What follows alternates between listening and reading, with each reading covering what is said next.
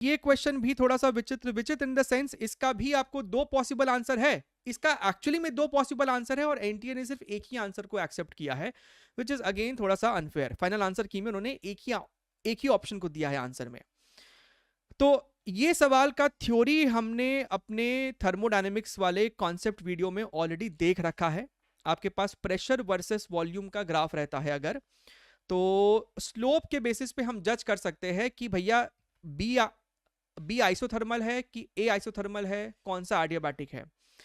आपको ध्यान में होगा कि भैया dp by dv is equal to adiabatic के केस में minus gamma by PV and dp by dv is equal to only p by v, right, for isothermal. This is for your adiabatic, this is for your adiabatic and this is for your isothermal.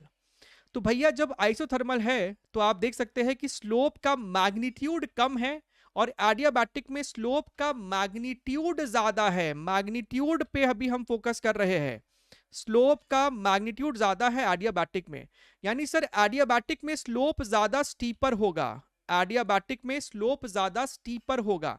आप यहीं पे देखो, आप अगर यहीं पे देखोगे तो भैया ये जो आपका है ना, ये आपका बी है, ये ए है, तो बी के केस में आपको ये जो स्लोप है वो ज्यादा स्टीप दिख रहा है, बहुत ज्यादा ढलान है, यहाँ पे आपको ढलान कम है। इसका मतलब बी आपको इस केस में एडियाबैटिक होने वाला है। तो सर ये जो मेरा बी है ना, ये जो अपना बी है, ये आपको बेसिकली एडियाबैटिक होने वाला है और ये जो है आपका ये आइसोथर्मल प्रोसेस दिखा रहा होगा। तो अगर हम यहाँ पे ध्यान से देखें तो 15 में PV gamma is equal to constant for process B, तो ये बिल्कुल सही लग रहा है कि सर यहाँ पे PV gamma is equal to constant होना चाहिए। और सर अगर हम आइसोथर्मल की बात करेंगे तो सर वहां पे सिर्फ PV is equal to constant होना चाहिए। तो ऑप्शन नंबर 1 तो सही दिख रहा है। लेकिन इसके अलावा अगर तुम ऑप्शन नंबर 3 को चेक करोगे, temperature is equal to constant for process A, sir ये भी तो सही है, सर ये भी तो सही है, ये भी तो आइसोथर्मल ही हमको मतलब होता है, इसका भी मीनिंग आइसोथर्मल है। एंड